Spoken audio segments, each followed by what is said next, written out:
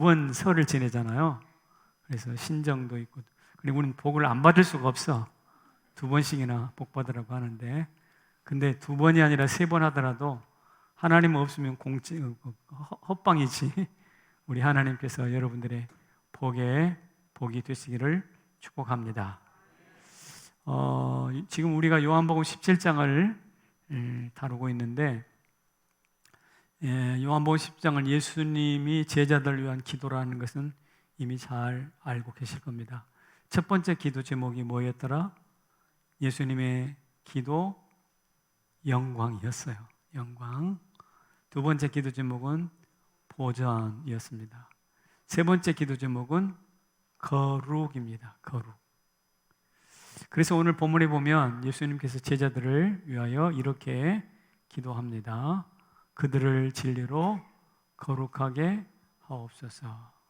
19절에도 동일한 기도가 나오는데 함께 있습니다.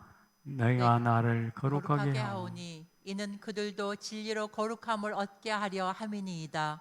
예수님이 스스로 거룩하게 하십니다. 자기 자신을. 그런데 그렇게 하는 이유는 자신을 위한 것이 아니라 제자들의 거룩을 위해서 그렇게 하십니다. 이처럼 제자들의 거룩은 예수님에게 있어서는 중대한 관심사였어요. 말씀드린 것처럼 제자들은 예수님의 영광에 동참했잖아요. 나의 영광을 저들에게 주노니. 예수님을 영광 홀로 받으신 게 아니라 우리에게 주셔서 그 영광을 제가 설교할 때 누리라 그랬죠? 영광을 누리라. 그리고 바르게 사람 살리는데 사용하라. 기억나세요? 네, 그래서 이 기억이 안 나도 나는 척 하세요. 네. 기억나시죠? 네, 영광을 누려라. 사람을 살리는데 그 영광을 사용해라. 근데 보존한다고 해서 보존. 예수님께서 자기 이름으로 우리를 보존하신다고 그랬는데 영광에 동참했으니 함부로 취급할 수는 없잖아요. 그래서 하나님이 주님 나라 갈 때까지 보존하신다고 그랬고, 따라서 이어서 한 걸음 더 나가서 제자들은 영광을 취했고 예수님이 자기 이름 걸고 보존할 만큼 가치 있으니 예수님처럼 거룩해야 됩니다. 영광도 받고 보존할 만한 가치도 있는데 거룩하지 않다? 예수님과 엇박자를 맞는다? 그것은 합당치가 않죠. 그래서 제자들이 오늘 예수님의 기도 중에 거룩하게 하옵소서, 거룩하게 하옵소서 기도하고 있는 것입니다. 자, 그렇다면 예수님이 거룩하게 해달라고 기도했는데 그 거룩의 정체는 뭘까? 궁금하지 않나요? 힌트가 있습니다. 거룩이 뭐냐면 예수님의 공생애에서 힌트를 얻을 수 있어요. 예수님의 공생애는 요단강에서 물 세례를 받으면서 시작되죠. 그리고 십자가에 못 박혀 죽으시고 부활하신 다음에 그것으로 끝이 아니라 성령 하나님께서 불 세례로 임하시죠. 오순절 다락방에서. 그래서 물 세례로 시작해서 불 세례로 끝나는 것이 예수님의 공생애예요. 여기에 거룩의 힌트가 있습니다. 거룩은 물로 씻고 불로 태워서 깨끗하게 하는 것입니다. 물로 씻고 불로 태워서 깨끗하게 하는 것. 제가 이 설교를 준비할 즈음에 우리 현준사님이 한문 하나를 저한테 소개해 주셨어요. 한자인데 이겁니다. 이거 뭐라고요? 담백이에요. 담백인데 한자를 자세히 보세요. 물수 편에 불화가 2개 모였어요. 이것을 물이 모이고 불이 모이니까 한꺼번에 어우러져서 그 다음에 흰 백자, 깨끗하게 하얗게 된다라는 뜻인데요. 이것을 한글에서는 담백이라고 합니다만 성경에서는 무엇이라고 하는가? 거룩이라고 하는 거예요. 물로 씻고 불로 태워서 한문에서는 담백해지는데 성경에서는 거룩해지는 거예요. 자, 거룩의 의미를 좀 아시겠죠? 그러므로 거룩은 깨끗해지는 것입니다. 그런데 이게 전부는 아닙니다. 거룩은 굉장히 복합적인 의미를 가지고 있는 대단히 어려운 용어 중에 하나예요. 영광도 그렇지만 거룩은 더 복합적인데, 거룩은 성별, 구별한다는 뜻이죠. 성별인데 거기는 구별해서 분리시키고 깨끗하게 한다라는 의미가 그 안에 담겨 있습니다. 거룩은 곧 성별인데 성별은 구별시키고 분리시킨다라는 의미가 있어요. 그래서 단순히 깨끗하고 고상하고 순결하다만 뜻은 아니에요.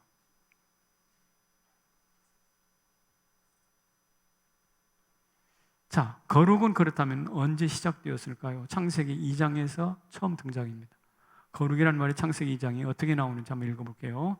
하나님이 그 일곱째 날을 복되게 하사 무엇하게? 거룩하게 하셨으니. 그러니까 다른 날보다는 특별하고 구별된 날로, 복받는 날로 만들었다, 이런 뜻입니다. 거룩하게 하셨다. 그런데 그 하나님이, 나를 거룩하게 하신 하나님이 이스라엘 백성들에게 말씀하십니다. 내가 거룩하니 너희도 거룩할지어다. 레위기 11장 45절에서 그렇게 말씀하십니다. 그러니까 거룩하신 하나님이 이스라엘 백성들을 불러서 너희가 거룩한 안식을 지켜라.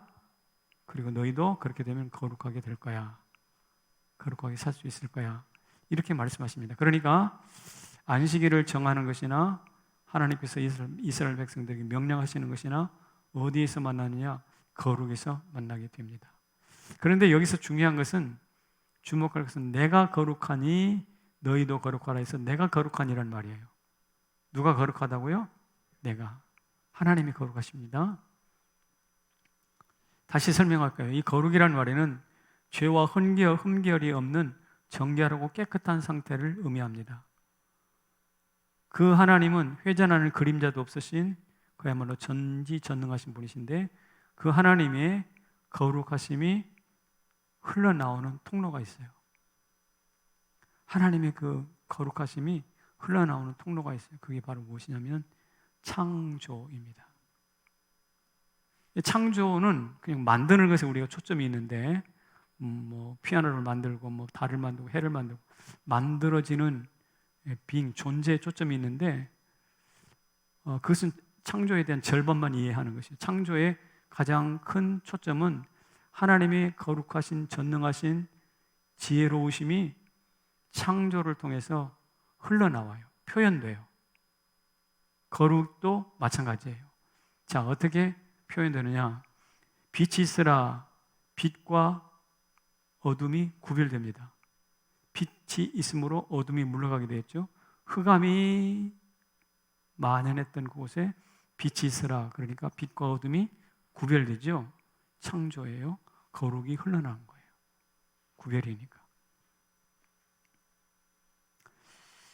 궁창이 윗궁창과 아랫궁창으로 나뉘어지죠. 나뉘어집니다. 구별된 거죠. 그런데 구별이 뭐냐? 하나님의 거룩, 구별이 흘러나온 거예요. 뿐만 아니라 육지와 바다가 물과 뭇이 나뉘어졌죠. 구별된 겁니다. 역시 하나님의 구별이 창조를 통해서 거룩이 흘러나온 거예요. 동식물들이 각기 종류대로, 새는 새처럼, 들짐승은 들짐승처럼, 인간은 인간대로, 어떻게 종류대로 다 구별되어 지어집니다. 하나님의 거룩이 흘러나오는 거예요. 무엇을 통해서? 창조를 통해서. 창조라는 것은 존재를 부여하는 행위인데, 그 창조를 통해서 만물이 구별됩니다. 거룩이 드러난 거예요. 피조물이 각자 특징으로 구별되고 구별을 통해서 각자의 존재를 유지하고 있어요.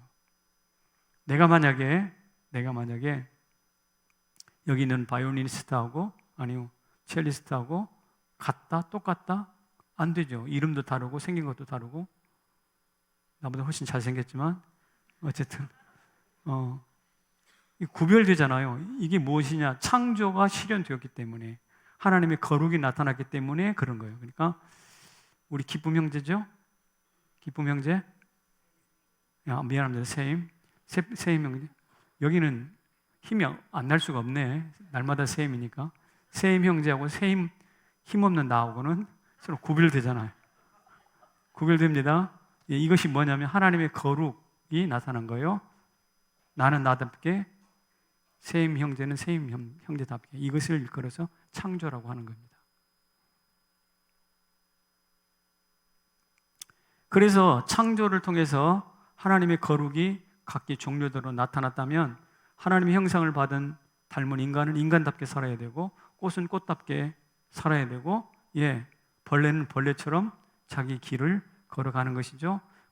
그런데 인간이 짐승처럼 살면 될까요? 안 되죠. 왜? 구별이 깨어지잖아요. 창조가 무너지는 거예요. 꽃이 사람인 척 하면 될까요? 안 돼요. 그것도 안 돼요. 왜? 그것도 구별이 무너지는 거고요. 창조가 깨어지는 거고요. 거룩이 사라지는 거니까요. 자, 정리해 봅시다. 거룩은 창조를 통해서 구체화되는데 어떻게 됐을까? 구별을 통해서 각자 종류대로 만들어졌습니다. 근데 그 거룩은 오늘도 우리의 삶 속에서 경험되고 있습니다. 다시 말해서 창조가 경험되고 있어요. 어떻게 경험되고 있냐면 이렇게 경험되고 있습니다. 거룩은 계속되는데 첫째는 창조의 구별, 창의성을 통해서 경험되고 있어요. 하나님은 창조하시죠. 우리는 창조하지는 못해요. 그러나 그 창조를 활용해서 창의적인 물건들을 만들 수가 있어요. 하나님은 인간을 만드셨습니다. 인간은 로봇을 만들고 기계를 만들 수 있어요. 그러니까 그것은 하나님의 창조를 모방하는 것이죠. 이것을 창의성이라고 그래요. 크리에이티브. 말을 타던 인간이 지금은 창의성을 발휘해서 자동차를 타고 다닙니다. 그리고 그 창조 속에 숨겨져 있는 하나님의 창조의 원리들을 발견해내는데 원자력 발전소에서 핵이 분열돼 가지고 에너지를 만듭니다.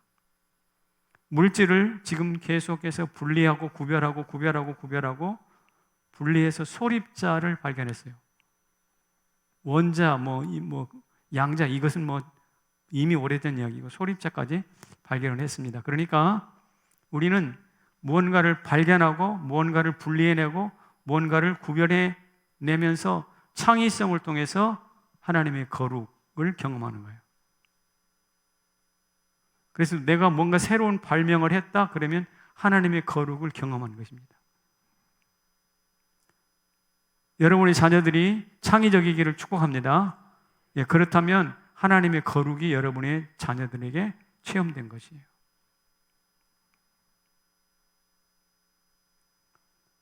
두 번째로 경험되는 방식은 십자가예요. 하나님의 창조 세계가 아담의 범죄로 인해서 더러워졌죠, 무너졌죠, 거룩이 깨진 거예요.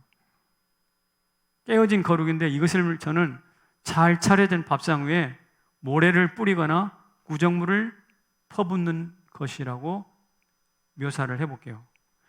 보시기에 심이 좋았는데 아담이 범죄함으로 어떻게 해요? 유혹받아서 죄가 들어왔어요.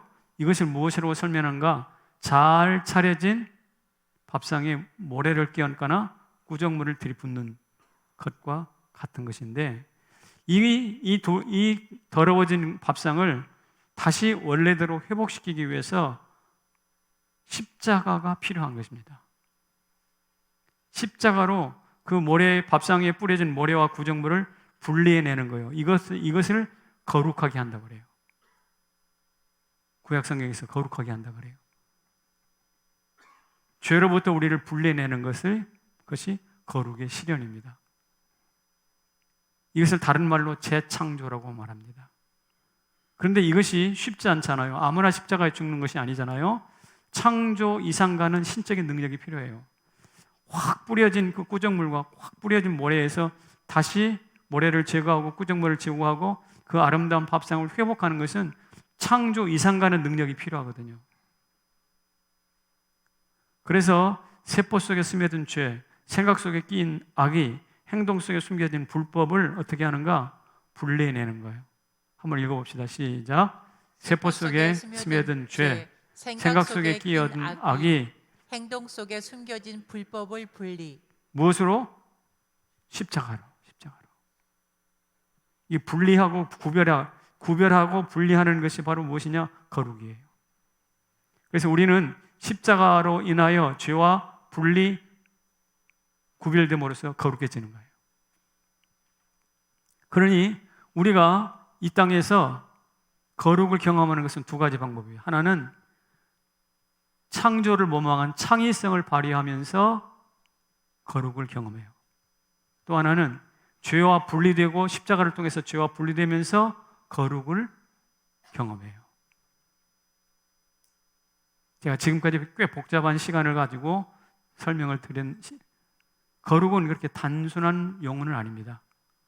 자, 어쨌든 기억하지만 이 거룩은 분리하고 구별하는 것인데 창조를 통해서 경험되고 그것이 창의성을 통해서 우리 가운데 찾아온다. 또 하나는 창조 때 무너진 그 창조의 질서가 십자가를 통해서 우리 가운데 다시 분리되고 또 경험된다라는 말씀을 여러분에게 드립니다. 그래서 이 원리를 따라서 예수님이 십자가를 앞에 놓고 제자들을 위하여 기도하면서 하는 말이 주여 진리로 거룩하게 하옵소서. 나도 나를 거룩하게 하니 진리로 저들을 거룩하게 하옵소서 라고 이야기를 합니다. 자, 그렇다면 거룩이 이렇게 중요한 이슈고 우리 삶과 밀접한 연관이 되어 있는데 그렇다면 우리는 어떻게 살아야 할까 궁금하지 않나요? 어떻게 살아야 될까요? 창조를 경험합니다. 창의성을 통해서. 성결을 경험합니다. 무엇을 통해서? 십자가를 통해서. 그런데 어떻게 사는 것이 거룩하게 사는 것일까? 제가 두 가지를 말씀드리겠습니다. 첫째는 세상과 다르게 생각하고 다르게 행동하면 됩니다. 이게 거룩이에요. 구별되는 거니까. 세상과 분리되는 거니까. 죄와 분리되기 위해서 어떻게 해요? 세상과 다르게 생각하고 다르게 행동하면 됩니다. 여러분 제발 유행을 좀 따라가지 않았으면 좋겠어요. 유행에 민감한 사람들 좀 계십니다. 제발 유행에 따라가지 않았으면 좋겠어요. 좀 다르게 생각할 수 없을까요? 옛날에 남 따라하기를 좋아하는 사람들에게 아주 책망하듯이 했던 말이 하나 있습니다. 야 이놈아, 남이 걸음지고 장에 간다고 너도 따라갈래? 남이 걸음지고 장에 간다고 너도 따라갈래? 우리 세 명제 걸음을 지었어요. 걸음지고는 어딜 가야 될까요? 밭에 가야 되겠죠. 농경 시대를 경험 안 했기 때문에 대답이 안 나오는데 걸음을 졌으면 그 걸음이 필요한 것은 밭이잖아요. 농토잖아요. 농토로 나가야 된단 말이에요. 그런데 걸음을 쥐고 밭으로 가려고 하는데 한 사람이 시장으로 가고 있네. 왜 가는가? 시장에 뭐 좋은 거 사러 가. 그래? 나도 가볼까? 그리고 걸음을 쥐고 농토로 안 가고 시장으로 간다니까? 이게 따라하기의 대명사예요. 그런데 우리 세 명제 나이쯤 되면 유행에 민감한 나이 아닌가요? 맞죠? 따라하기의 대명사가 될 수도 있어요. 그런데 그렇게 하면 안 된다는 거예요. 거룩은 그게 아니라는 거예요. 다르게 생각하고 다르게 행동하는 것이니까. 예를 들면 콜럼버스가 지중해 저편에는 아무것도 없다라고 생각했습니다. 대부분의 사람들이. 근데 저 너머에는 뭔가 있다라고 다르게 생각했어요. 그리고 다르게 행동했어요. 그리고 배를 만들었어요. 배를 띄웠어요. 그리고 아메리카를 발견한 거예요. 미국 신대륙을 발견한 것은 무엇이냐면 다르게 생각하기, 다르게 행동하기의 결과예요. 남들처럼 저 건너편에 아무것도 없다라는 그 유행과 같은 금원에 속아버렸다면 신대륙은 발견되지 않습니다. 여러분 미더덕을 아십니까? 미더덕 드시죠? 근데 미더덕이 그렇게 먹을만 합니까? 미더덕이 무슨 그 씹을 만한 고기가 있습니까? 아무것도 없는데 그 미더덕을 먹은 사람이 있어. 그리고 우리도 따라 먹고 있어 지금. 근데 저는 신기한 게 미더덕을 처음 먹을까라고 생각했던 사람이 참 신기해. 남들이 생각하지 않는 것을 생각하고 그것을 주워다가 삶아가지고 마셔보고 뭐 이랬을 거 아니야. 참 거룩한 사람이에요. 어떤 사람? 거룩한 사람이에요. 왜? 거룩은 다르게 생각하고 다르게 행동하기니까. 영국의 윌버포스라는 국회의원이 있었는데 이 사람이 무슨 운동을 하냐면 노예 무역 금지 법안을 통과시킵니다. 그 당시 많은 사람들은 아프리카 흑인을 잡아다가 노예 무역에 떼돈을 버는 사람들이 영국에 많이 있었어요. 그런데 흑인들은 일하는 기계가 아닙니다. 우리와 똑같은 하나님의 형상을 닮은 사람입니다. 라고 주장하면서 그 당시 영국 사람과는 전혀 다른 생각을 하고 다른 행동을 하기 시작합니다. 그래서 노예 해방이 됐어요. 링컨이 윌버포스가 없었으면 노예 해방을 못했습니다. 성경으로 돌아가 볼까요? 아브라함이 주섬주섬 짐을 쌌습니다. 어디 갑니까? 아니, 내가 믿는 하나님이 어딘지 모른다 가라고 그러네. 그 당시 사람들이 보고 미쳤네. 어디 목적지도 없이 주섬주섬 어디로 가겠는 거야? 그러니까 당시 사람, 지금도 마찬가지예요. 전혀 세상과는 다른 생각, 다른 행동을 하는 것이죠. 이스라엘 백성들이 애굽의 종살이를 하고 있잖아요. 여러분, 종살이 하는 것이 하나님이 자기 백성들을 방치하고 포기해버린 걸까요? 아니에요. 오히려 종살이 하는 것을 달리 생각해 보면 깊은 뜻이 있어요. 종살이를 한 것으로 인해서 무엇을 피하게 되냐면 무엇을 피하더라? 흉년을 피해요. 다가오는 7년 흉년을 피한다고 무사히. 그리고 애굽이라는 나라에 곡간을 지으면서 요셉을 통해서 많은 백성들에게 곡식을 나누어주면서 식량 국가, 식량으로 세계를 먹이 살리는 그런 나라로 애굽을 세웁니다. 제국을 건설하는 거예요. 그것뿐만 아니라 이스라엘 백성들이 약 70명이 내려가가지고 200만이나 되는 엄청난 숫자로 번성할 수 있는 인큐베이터 역할을 합니다. 그러니까 애굽으로 내려가서 종살이 하는 것은 단순한 종살이가 아닌 거예요. 하나님은 전혀 다른 생각, 다른 행동을 지금 하고 계셔요. 왜? 거룩하시니까. 세 가지라고 그랬죠. 1타, 쌍피가 아니라 3피. 재난을 회피하고 제국을 건설하고 민족을 번성케 하고. 바벨론 포로도 마찬가지입니다. 바벨론 포로도 하나님 앞에 이스라엘 백성들이 저주받았다. 아니에요. 그렇지 않아요.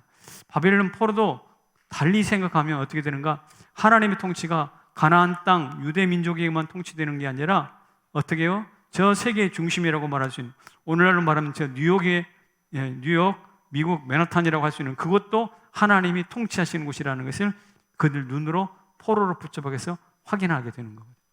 이게 바벨론 포로의 가장 중요한 의미입니다. 뿐만 아니라 포로로 붙잡혀가지고 디아스포라로 세계 열방이 흩어지거든요. 그래서 무엇을 보는가? 유대인들이 세계 열방에서 돈하면 유대인이고 지혜, 공부하면 유대인인 만큼 돈과 재정과 지혜에 탑이 가는 세계의 머리가 되는 민족으로 발돋움해요. 그러니까 포로로 붙잡혀가지고 비참하게 생고생만 하는 게 아니라 오히려 신분이 높아지는 거예요. 이건 포로 생활이 아니죠. 귀양 생활이 아니에요. 이것은 존귀한 신분 상승이에요. 자, 그러니까 생각해 보십시오. 성경을 보면은 아무리 봐도 세상과는 달리 생각하고 달리 행동을 하는 것이 너무나 많아요. 이것을 일컬어서 뭐라고요? 거룩이라고. 거룩. 사랑하는 성도 여러분, 우리 거룩합시다. 어떻게? 세상과 달리 생각하고 세상과 달리 행동하면서. 달리 생각하는 방법을 하나 가르쳐 드릴게요. 제가 사진 하나 보여드립니다. 저게 두루미인데요. 제가 산책하다가 찍었습니다. 두루미가 물 가운데 이렇게 서 있어요. 제가 잠깐만 서 있는 게 아니라 한참 동안 서 있어요. 여러분. 이러고 있어요. 이러고 서 있어. 지금 뭐 하는 걸까요? 세명제. 지금 멍 때리는 걸까? 그게 저기 뭐 하는 걸까? 저게 잠자는 걸까? 쉬는 걸까? 아니요. 저게요. 사냥하는 중입니다. 먹이 사냥 중이에요. 이렇게 가만히 서 있으면 처음에는 물고기가 다 도망갔다가 나무처럼 움직이지 않고 서 있으니까 슬슬 물고기가 다가봐요. 그래서 앞에서 놀겠죠? 순간 확 낚아채는 거예요. 사냥하기 위한 나름 전략 있는 행동이에요. 지금 멍 때리는 거 아니라고. 저런 걸 보면서 우리가 생각을 바꿔야 되는 거예요. 오늘 이 시간에도 눈을 감고 있는 분들이 계십니다. 굉장히 전략적인 행동입니다. 가만히 있습니다. 전략적인 행동. 지금 왜 전략적인 줄 아세요? 내가 전하는 메시지를 홍정희 목사 설교 중에 한마디라도 붙잡을 게 있을 거야. 그 한마디 붙잡기 위해서 눈을 딱 감고 지금 전략적인 행동이에요. 무슨 뜻인지 아시겠어요? 이게 바로 무엇이냐? 거룩입니다. 거룩. 거룩은 다른 게 아니에요. 세상과 다르게 행동하고 생각하는 거예요. 제발 유행 따라가지 마시고. 두 번째로는 뭐냐? 이렇게 하면 거룩이 나타납니다. 본색을 드러내는 거예요. 본색을 드러내는 거예요. 우리 안에 성령이 계시죠. 우리 안에 나다움을 주셨어요. 다른 피조물과는 달리 홍적의 다움을 저한테 주셨어요. 그게 바로 거룩, 구별이라고 그랬죠. 그러니 이 세상에 나 같은 사람 존재해요? 또 있어요? 전혀 없어요. 나는 이 세상에 유일하게 하나입니다. 그러므로 당당하고 담대하게 나 자신을 드러낼 이유와 필요가 명백합니다. 하나님 주셨으니까. 하나님 구별하셨으니까. 그런데 우리는 무슨 이유인지 모르고 자꾸 겁먹고 뒤로 자꾸 빠져요. 안 한대, 싫대, 못한대. 그거 아닙니다. 본색을 과감하게 드러내셔야 합니다. 여러분, 나는 자연인이다라는 프로가 지금 하고 있죠. 하고 있어요. 저는 본 지가 하도 오래돼서. 근데 나는 자연인이다에 나오는 주인공들이 막 우리 여기 세임 형제처럼 멋지고 막 깔끔하고 막 그래요? 아니요. 수염도 안 깎고 도대체 세수는 언제 했는지 모를 만큼 아주 텁스룩하고 그냥 나이 먹은 한 50대 중늙은이와 같은 그런 사람들이 대부분이에요. 근데 그 사람을 카메라가 쫓아다니면서 촬영하고 있어요. 왜? 그 사람의 본색이 궁금하니까. 어떻게 먹고 어떻게 자고 어떻게 사는지 그 사람의 본색이 궁금하니까 추적하는 거 아닙니까? 여러분, 그러므로 잘났든 못났든 잘생겼든 못생겼든 그 본색이라는 것은 대단히 매력적인 거거든. 그 매력적인 나의 본색을 과감하게 드러내시라. 이것을 일컬어서 거룩하다 그래요. 우리 신앙의 선배들이 그랬어요. 당당하게 살았어요. 요셉이 말입니다. 거룩합니다. 어떻게 거룩하는가? 보디발의 아내가 유혹했을 때 옷을 벗어 던지면서 도망가잖아요. 그러면서 하는 말이 내가 어찌 여호와 앞에 득죄하리요 그랬어요. 나는 하나님의 백성이기 때문에 너희들처럼 그렇게 살 수가 없다. 나는 여호와 하나님 백성이다. 자기 본색을 드러냅니다. 그래서 결국 감옥 갔죠. 그러나 버금수레를 타는 위치로 회복됩니다. 버금수레 총리죠. 그래서 감옥 가는 것은 총리로 가는 지름길입니다. 그리고 사다리일 뿐입니다. 따라서 여러분, 우리가 나 자신의 정체성을, 본색을 드러내고 살면 마침내 버금수레를 타게 될 것입니다. 세상이 비유 맞춘다고 버금수레 타는 것이 아니고 착각하지 마십시오. 다니엘도 마찬가지예요. 자기 포로의 본색을 드러냅니다. 왕의 살해 진미를 거부해버리잖아요. 채식을 고집하잖아요. 음식을 통해서 나는 히브리 백성입니다라는 것을 보여주고 주장하는 거예요. 그래서 그가 죽었나요? 아니요. 어떻게 됐습니까? 이렇게 됐어요. 지나갑시다. 자주색 옷을 입히게 되고요. 금사슬을 그의 목에 넣어주고요. 나라의 셋째 통치자를 삼아요. 이게 다니엘입니다. 여러분, 우리가 본색을 드러내면 결코 망하거나 무너지지 않고, 하나님의 백성이 특별히 본색을 드러낼 때 그것이 바로 거룩이기 때문에 하나님이 그를 높이세요. 이것을 베드로가 알았습니다. 그래서 베드로가 이런 이야기를 합니다. 시작. 보배롭고 지극히 큰 약속을 우리에게 주사 이 약속으로 말미암아 세상에서 썩어질 것을 피하여 신의 성품에 참여하는 자가 되게 하려 하셨으니. 맨 마지막에 어디에 참여한다고요? 신의 성품에 참여하는 자. 여러분, 우리 본색을 드러내면 하나님께서 그를 거룩하게 만들어서 신의 성품에 참여한다고 그랬어요. 우리 안에 성령이 계시잖아요. 우리 안에 성삼위 하나님이 계셔요. 영광이 머물러요. 보존할 만큼 가치 있는 존재가 우리예요.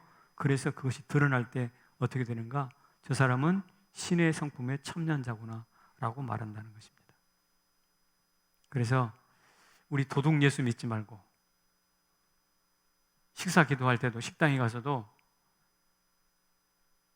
식사 기도를 이렇게 해야 되잖아요. 이런 사람이 있어요. 밥을 차려놓고 잠깐, 이거는 기도가 아니야. 이게 사색이지. 제가 이렇게 여러분에게 제안합니다.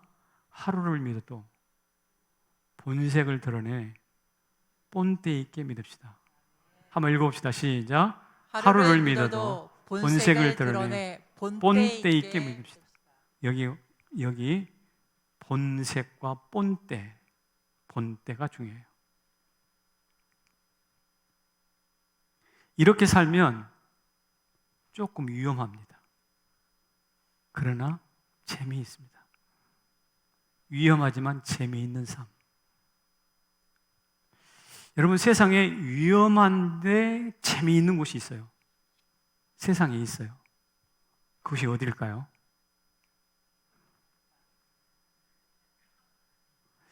놀이동산이에요. 놀이동산 가보셨죠? 우리 세 명제? 지금도 가? 그 나이에도? 안 가죠?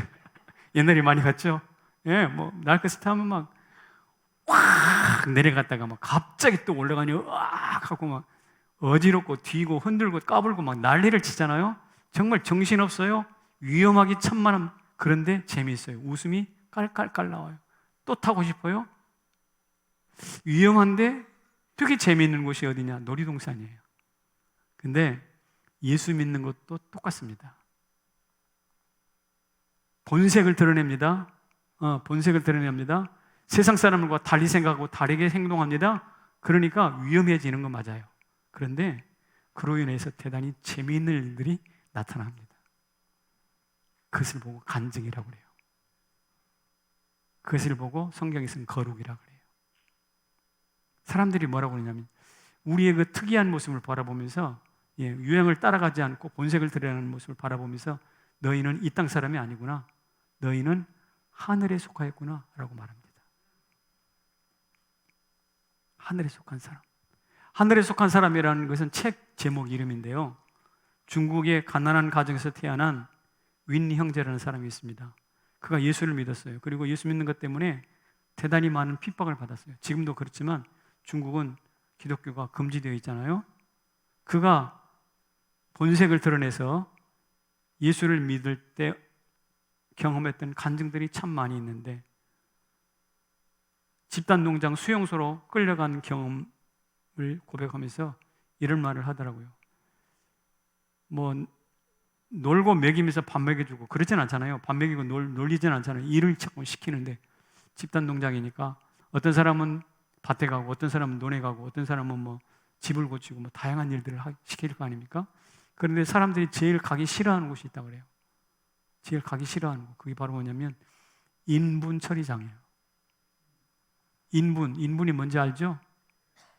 인분을 처리하는, 그래서 거름을 만드는 그런 장면. 냄새가 지독하고 거기 파리에 뭐 모든 오물 잡동사니 다 있으니까 거기는 다 안 가려고 그래. 그런데 이 윈 형제는 손을 들어서 저를 그리로 보내주세요. 넌 거기 왜 가려고 그래? 이유가 있습니다. 거기만 가면 감시하는 사람, 일 잘하고 있나 못하는 거 있나 감시하는 사람도 오지도 않아. 오지도 않고 그저 혼자 가서 거기서 일을 하는 겁니다. 그런데 혼자 갔기 때문에 거기서 마음껏 찬송할 수 있어요. 마음껏 기도할 수 있어요. 그리고 마음껏 예배할 수 있어요. 집단 성소 어디서도 예배할 공간이 없는데 거기만 가면 예배할 수 있어요. 그러니까 이 분뇨 처리장 똥통이 뭘까요? 예배당이야. 분뇨 처리장이 기도실이야. 그래서 가는 거예요. 이게 바로 세상과 다르게 생각하는 것이고 다르게 행동하는 것이고 본색을 드러내는 것이고 위기가 차가울 때도 냄새나고 오물 있는 것도 무시하고 돌파하는 거예요. 어느 날 집회를 인도하던 중인데 공안이 들이닥쳤다고 그래요. 공안이 들이닥치니까 사람들이 막 숨을 거 아닙니까? 뛰어내리세요! 라고 그 집회를 인도하신 분, 주인이 이야기를 합니다. 그래서 창문을 열고 털썩 뛰었는데 불사 뛰어내리면서 보니까 5층짜리 건물이라. 다리 부러졌을까 안 부러졌을까? 평소 같으면 부러지겠지. 근데 하나님 하고 철썩했는데 다리가 부러지지 않았어요. 굉장히 위험합니다. 5층 여러분 밖에 나가서 뛰어내리지 마세요. 오늘 예배 드리고 나가서 저쪽에서 뛰거나 그런 일이 없기를 바랍니다. 그런데 그럼에도 불구하고 하나님이 어떻게 해요? 위험하지만 간증거리가 있는 거예요. 다리가 다치지 않았어요. 그러니까 이 사람이 하늘에 속한 사람이라고 글을 썼죠. 여러분, 거룩이라는 말은 대단히 먼 이야기예요. 창조와 관련된 이야기예요. 그러나 이 거룩이 오늘 우리의 삶에서 구체적으로 경험되는 용어이기도 해요. 성남제일교회 성도 여러분, 우리 거룩하게 삽시다. 근데 그 거룩이 뭐지? 그냥 깨끗하게 신실하게 죄짓지 않고 사는 건가? 라는 정도로만 생각하면 거룩을 절반만 이해하는 것이에요. 부탁하건대 거룩은 무엇인가? 세상과 다르게 생각하고 다르게 행동하는 것입니다. 이름하여 튀는 생각하는 거예요. 두 번째, 본색을 드러내는 것입니다. 위험하지만 그럴 때 세상이 뭐라고 그러는가? You are canon. 당신이 바로 기준입니다. 라고 우리한테 이야기합니다. 무질서한 세상에 가장 필요한 것이 밥이 아니라 법입니다. 맞죠? 법이 없으면 있던 밥마저도 서로 먹으려고 싸우다가 아무도 못 먹어요. 다 죽여버리니까. 무법하게 사니 먹을 것도 적들에게 빼앗기는 시대가 있었어요. 그게 바로 사사기예요. 사사기를 이렇게 표현하잖아요. 사람이 각기 그 소견에 옳은 대로 행하였더라. 이거 무법하게 지 맘대로 살았다는 뜻입니다. 약육강식 정글이었고 무법천지 인생이었습니다. 바로 그런 세상에 성도가 뭘 해야 되는가? 본색을 드러내는 거예요. 세상의 생각대로, 세상의 행동대로 따라가지 않는 거예요. 다르게 생각하고 다르게 행동하는 거예요. 그리고요, 어떻게 본색을 드러내는 거예요. 나는 그리스도라고. 여러분, 세상에는 법을 만드는 사람이 있고 그 만들어진 법대로 살아가는 사람이 있죠. 그렇죠. 근데 정말 필요한 사람은 법을 만드는 사람보다 법대로 사는 사람이 더 필요해요. 법 만드는 국회의원들이 법 안 지키는 사람이 숱하다고 그러대요. 그런데 법을 만드는 사람과 법대로 사는 사람 참 귀한데 이것보다 한 수 더 유의가 있어요. 어떤 사람이면 법 없이도 사는 사람이에요. 법 없이도 사는 사람이 왜 법 없이 살까? 도덕성이 훌륭해서 인격이 아니요, 그게 아닙니다. 그 속에 성경이 있어서 그래요. 우리 속에 성경을 담고 성경을 캐논이라고 합니다. 잣대라는 뜻인데 우리 성경을 가슴에 품고 살면 자연스럽게 법 없이도 사는 사람이 되는 것이에요. 법을 만드는 사람도 아니고 법대로 사는 사람도 아니고 법 없이도 사는 성경의 사람이 되도록 하기 위하여 우리 주님께서 뭐라고 그랬냐면 진리로 저들을 거룩하게 하옵소서 그랬어요. 뭐래요? 진리로 저들을 거룩하게 한 사람을 한마디로 말하면 가슴에 성경을 품었기 때문에 법 없이도 사는 사람입니다. 성남체육교 성도 여러분, 우리 가슴에 성경을 품고 법 없이도 사는 사람이 되기를 축복합니다. 진리로 거룩하게 된 사람이죠. 이런 사람이 어디에 들어가면 불법이 드러나요. 이런 사람이 어디 들어가면 악이 드러나요. 어둠이 드러납니다. 여러분, 두부를 만들 때 콩을 갈아서 삶죠. 콩물을 삶죠. 그리고 식혀서 거기다가 뭘 넣더라? 간수를 넣는. 간수는 소금물이죠. 간수는 소금물이에요.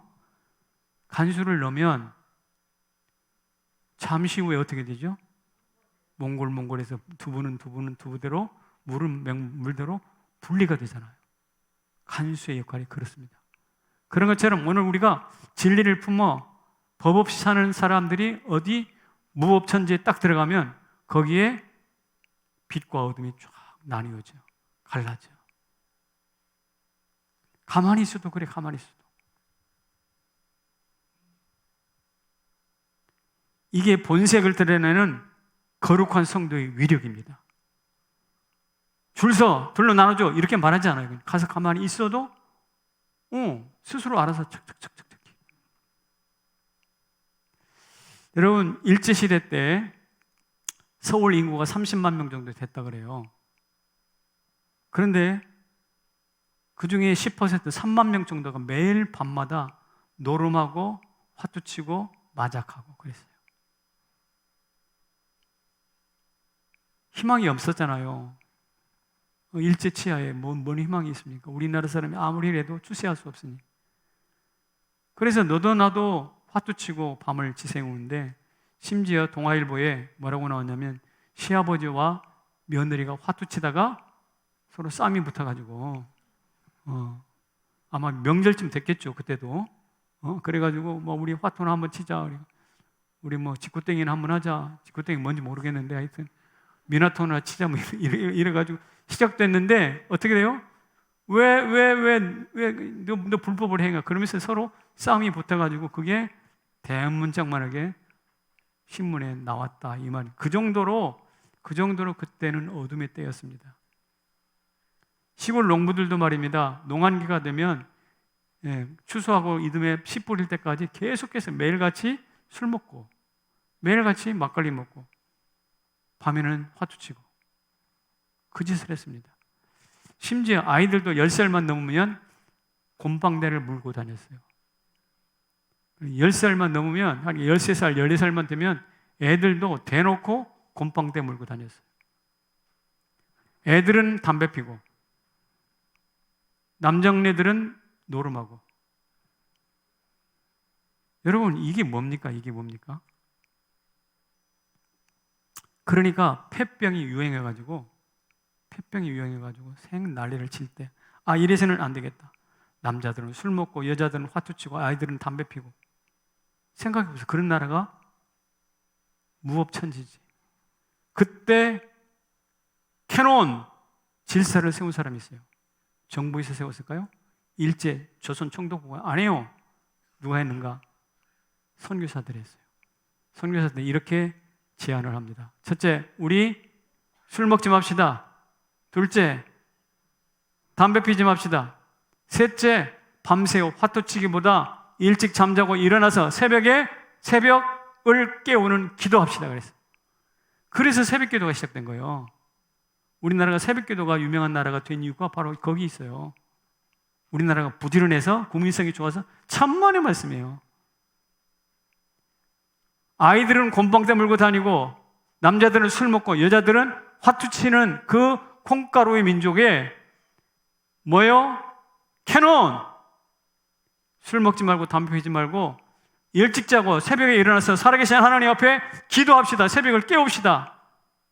우리나라의 살 길이 열릴 것입니다. 그 결과 그로부터 30년, 50년, 60년 지나가면서 우리나라가 오늘 이 모습으로 성장한 겁니다.